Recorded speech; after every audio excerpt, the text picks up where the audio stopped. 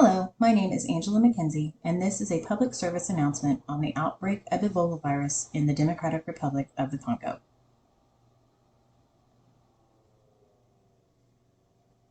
The Ministry of Health of the Democratic Republic of the Congo declared an outbreak in Mbandaka Health Zone beginning in April of 2022.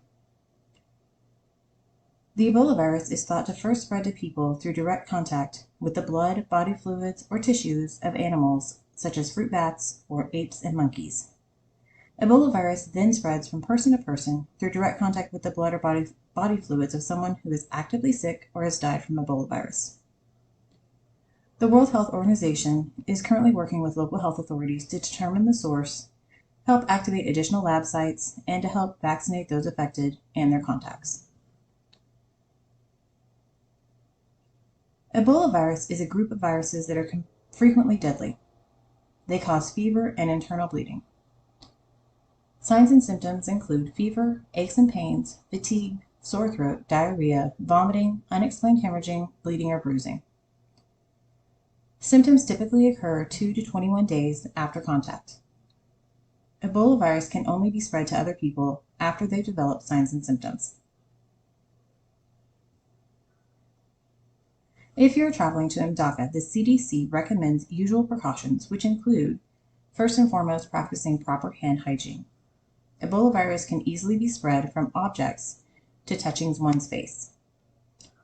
Avoid contact with people who are sick. Avoid funeral and burial practices for those who died from Ebola or were suspected to have had Ebola. Avoid contact with bats, forest antelopes, and apes or monkeys. Also avoid blood, fluids, or raw meat prepared from these or unknown animals.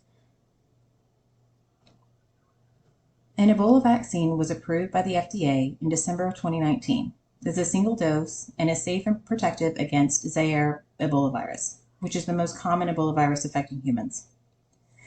In February of 2020, the Advisory Committee of Immunization Practices recommends pre-exposure vaccination for anyone over 18 in the United States who are potential occupational risk of exposure, so those who help provide aid during outbreaks. The vaccine is not commercially available and is available only through the CDC.